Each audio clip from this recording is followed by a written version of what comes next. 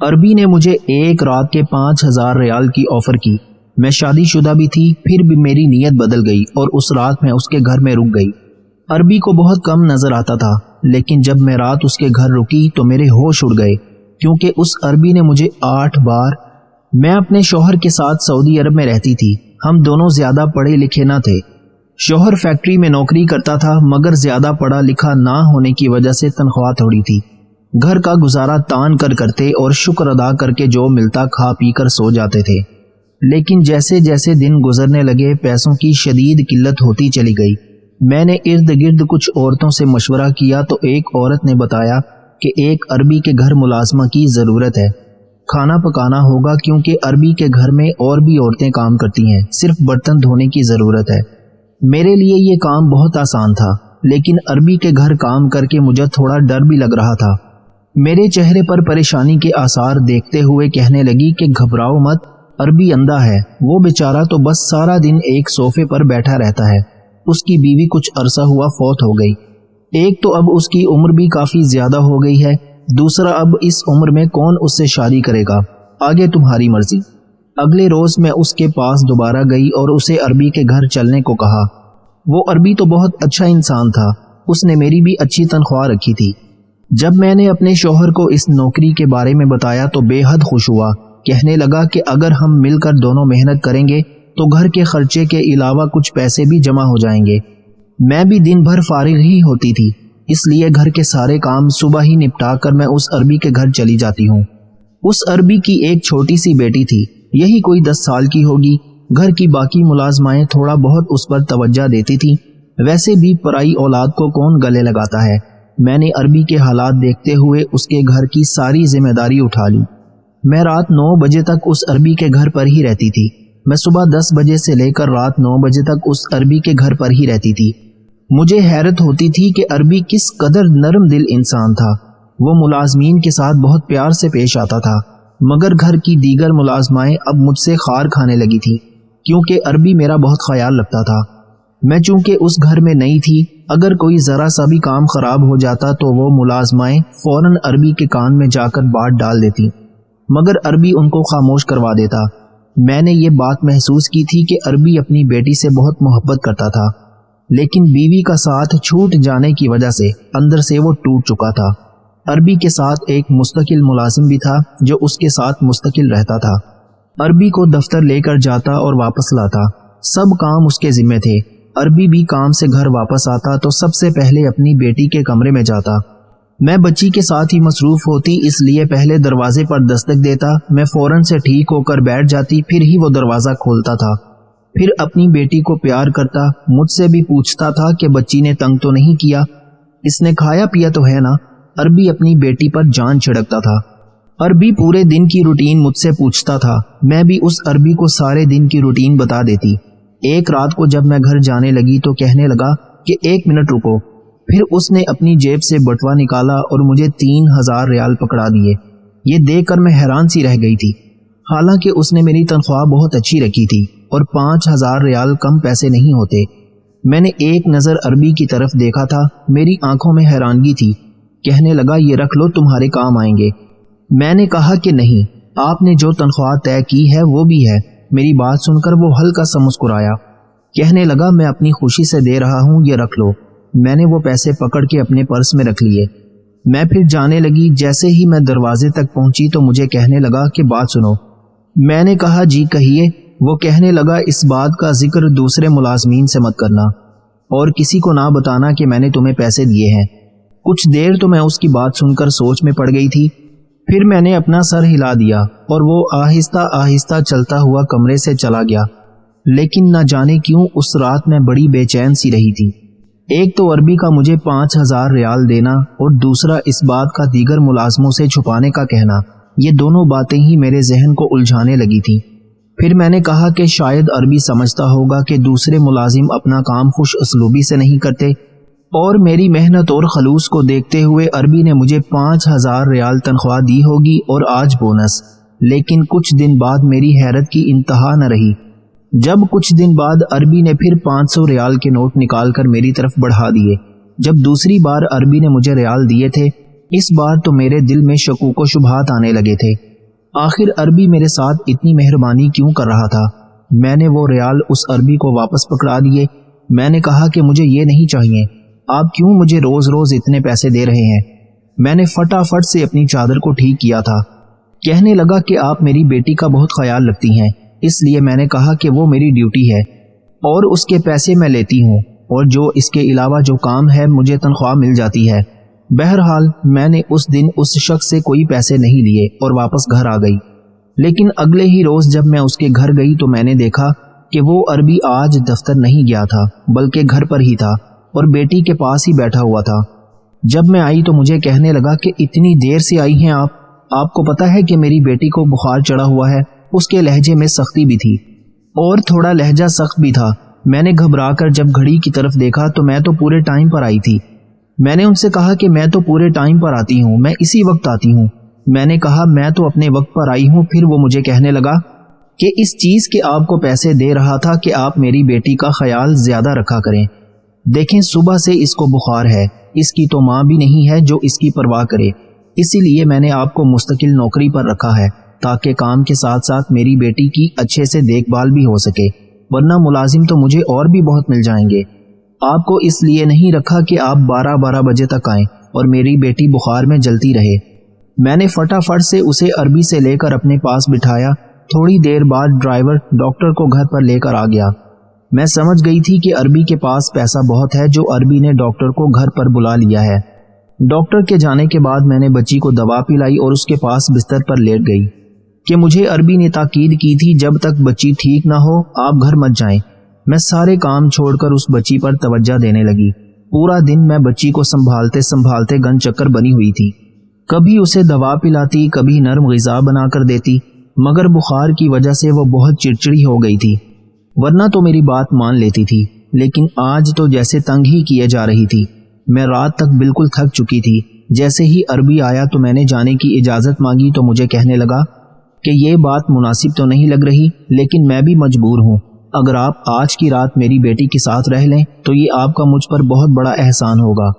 मैंने कहा कि मैं कैसे रह सकती हूँ, मेरा शौहर 9 बजे वापस आ जाता है और मुझे उसे खाना देना होता है।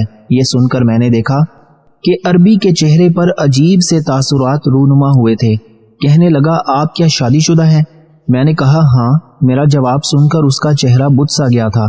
फिर एकदम ही उसने बात बदली और कहने लगा कि आप अपने शौहर से कह दें कि एक रात के लिए आपको यहीं रहने दें, क्योंकि मेरी बच्ची आपसे बहुत मानूस हो चुकी है। रात भर मैं कैसे इसे संभाल सकता हूँ? फिर आप इसकी दवा के बारे में भी अच्छी तरह से जानती हैं। मैंने कहा कि ठीक है, मैं अपने शौहर से पूछ लेती हूँ। मैंने मोबाइल निकाला और अपने शौहर से कहा तो वो कहने लगा कि ठीक है, तुम आज की रात रुक जाओ, मैं खाने पीने का खुद बंदोबस्त कर लूंगा। रात भर मैं उस बच्ची को संभालती रही और अगले दिन बच्ची काफी हद तक संभल चुकी थी। फिर मैं जब वापस जाने लगी तो अरबी ने मुझे 2000 रियाल पकड़ाना चाहे। मैंने कहा कि ये आप मुझे क्यों दे रहे हैं?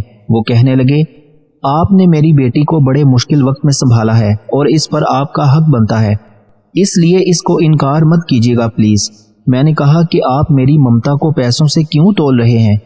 बेशक ये मेरी सगी औलाद नहीं है, लेकिन मैंने हमेशा इसे अपनी बेटी की तरह ही समझा है, इसलिए आप अपने पैसे अपने पास रखें, मुझे इनकी जरूरत नहीं है।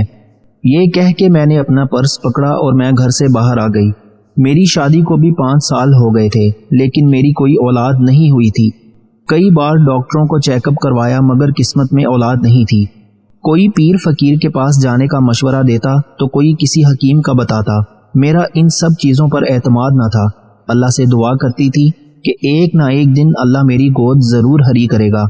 उन्हीं दिनों मेरा शौहर सऊदीया के लिए वीजा लगवाने की कोशिश में लगे हुए थे, इसलिए मैंने डॉक्टरों के चक्कर काटने से बेहतर समझा कि मैं अल्लाह के घर जाकर दुआ करूंगी, अल्लाह जरूर मेरी मुराद पूरी करेगा। उसके बाद हम सऊदी आ गए। इतने साल से मेरा शौहर काम कर रहा था, लेकिन हालात के जूं के तू ही थे।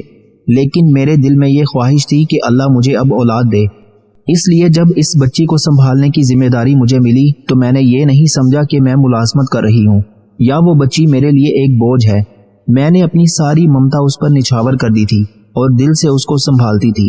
अगले रोज जब मैं काम पर आई तो मैंने देखा कि अरबी परेशान बैठा था। मालूम करने पर पता चला कि उसकी मुलाजमा जो खाना बनाती थी वो काम छोड़कर जा चुकी है।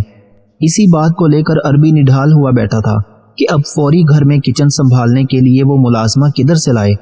میں یہ سن کر خاموش ہو گئی کیونکہ میں عربی کے گھر کے کسی کام کی ذمہ داری نہیں لینا چاہتی تھی۔ عربی میری طرف التجائیہ نظروں سے دیکھ رہا تھا۔ میں جانتی تھی کہ وہ کیا چاہتا ہے، لیکن میرا اپنا گھر تھا، شوہر تھا، میں اپنا گھر سنبھالتی یا عربی کے سارے گھر کی ذمہ داری لیتی؟ میرے لیے بہت مشکل ہوتا چلا جا رہا تھا۔ خیر، میں نے کچن میں جا کر فریج سے انڈے بریڈ نکالے اور عربی کو اور اس کی بیٹی کو بنا کر دے دیے۔ عربی کا چہرہ خوشی سے دیکھنے کے لائق تھا۔ میں نے دن بھر اپنا کام کیا اور شام کو گھر واپس آ گئی۔ پھر میں نہیں جانتی کہ کیا ہوا اور کیا نہیں، لیکن شام کو ہی مجھے عربی کا فون آیا۔ وہ مجھ سے کہنے لگا کہ فوراً سے گھر پہنچ جاؤ، مجھ سے آپ سے بہت ضروری کام ہے۔ میں نے کہا کہ اس وقت تو رات کے 10 بج رہے ہیں۔ وہ کہنے لگا کہ مجھے آپ سے بے حد ضروری کام ہے، آپ کا آنا بہت ضروری ہے، آپ فوراً سے میرے پاس آئیں۔ میں نے اپنے شوہر کو بتایا تو کہنے لگا کہ میں نوکری چھوڑ دوں۔ وہ عربی کیا چاہتا ہے؟ میں عربی کے گھر جانا چاہتی تھی۔ میرے شوہر کا رویہ پہلے ہی کئی دن سے بدلا ہوا تھا۔ بظاہر تو اس نے میرے ساتھ کوئی بات نہ کی تھی، لیکن شاید اندر ہی اندر اس کے دل میں شک کا بیج جنم لے رہا تھا۔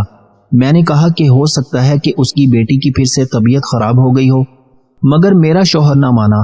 میں نے دوبارہ سے عربی کو فون کیا اور اسے صاف بتا دیا کہ میرا شوہر مجھے آنے کی اجازت نہیں دے رہا۔ آپ کو جو بھی کام ہے، آخر آپ کے پاس چوکیدار بھی تو ہے، آپ اس سے کروا لیں۔ وہ کہنے لگا کہ چوکیدار آج چھٹی پر ہے، ورنہ میں خود چل کر آپ کے گھر آ جاتا اور آپ کے شوہر سے بھی مل لیتا۔ میں نے کہا کہ دیکھیں مالک، میں آپ کی نوکری کی وجہ سے اپنا گھر خراب نہیں کر سکتی۔ اس سے پہلے کہ وہ اور کچھ کہتا میں نے فون بند کر دیا۔ میں نے شوہر کو کھانا دیا اور ہم لوگ سونے کے لیے لیٹ گئے، لیکن میرے دل میں بار بار ایک ہی سوال جنم لے رہا تھا۔ ایسا کون سا کام تھا جو عربی رات کے وقت مجھے بلا رہا تھا؟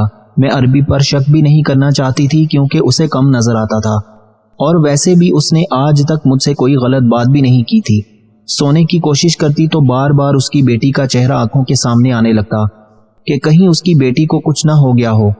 میں جانا چاہتی تھی مگر شوہر کے ڈر کی وجہ سے خاموشی سے لیٹ گئی، لیکن بار بار ایک ہی بات ستاتی تھی کہ عربی مجھے اس نوکری سے ہی نہ نکال دے۔ اچھی بھلی معقول تنخواہ مل رہی تھی جس سے اب ہمارے گھر کے حالات بہت بہتر ہو چکے تھے۔ مجھے اس وقت اپنے شوہر پر شدید غصہ آ رہا تھا، جس کو کسی بات کا خیال نہ تھا، اور وہ سکون سے نیند کی آغوش میں خراٹے لے رہا تھا۔ ساری رات میری طبیعت گھبراتی رہی اور ادھر سے ادھر ٹہلتی رہی۔ نہ جانے کس پہر میری آنکھ لگ گئی۔ صبح شوہر نے اٹھایا تو میں نے کہا کہ وہ کچن میں جا کر خود ہی ناشتہ کر لے، کیونکہ رات جاگنے کی وجہ سے میری طبیعت بوجھل ہو رہی تھی۔ 10 بجے کے قریب میں اٹھی، شوہر کام پر جا چکا تھا۔ میں تیار ہوئی اور ناشتہ کر کے عربی کے گھر کی طرف چل پڑی، لیکن وہاں پہنچتے ہی میرے ہوش اڑ گئے۔ عربی کے گھر کے باہر کافی سارے لوگ جمع تھے۔ میں نے جلدی سے شوہر کو فون کیا اور عربی کے گھر پر آنے کا کہا۔ تھوڑی دیر بعد میرا شوہر وہاں پہنچ گیا۔ عربی کے گھر کے باہر کافی پولیس موجود تھی۔ میں گھر کے اندر گئی تو سب ملازم دھاڑیں مار مار کر رو رہے تھے۔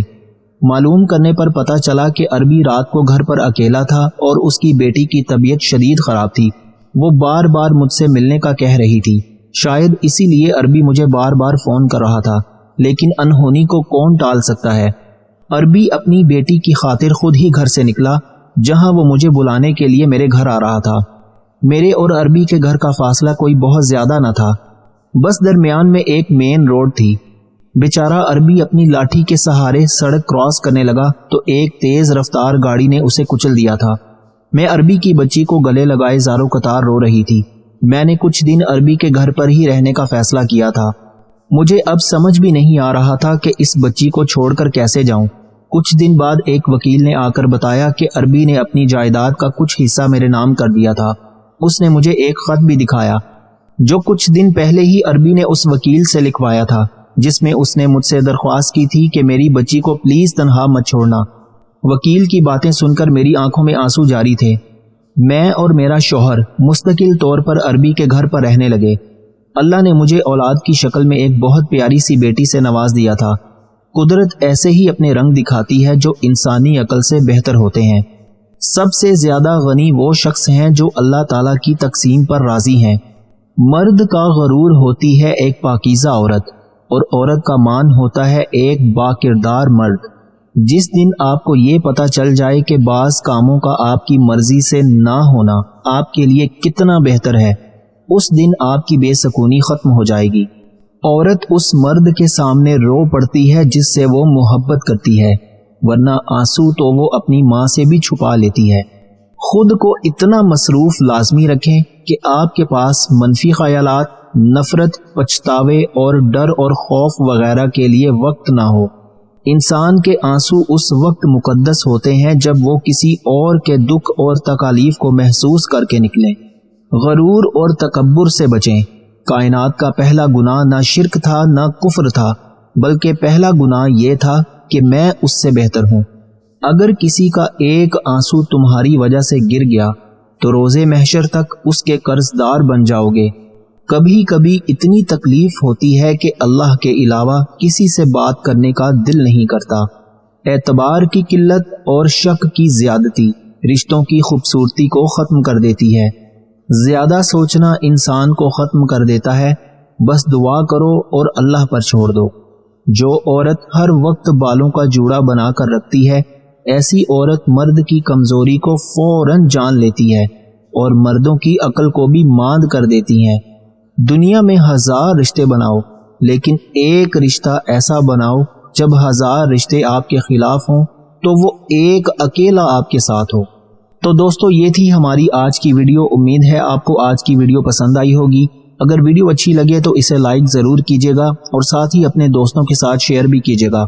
اور اگر آپ نے ابھی تک ہمارے چینل عشق کو سبسکرائب نہیں کیا تو اسے سبسکرائب کر لیجئے، اور اگلی ویڈیو تک کے لیے مجھے اجازت دیجیے۔ اللہ حافظ۔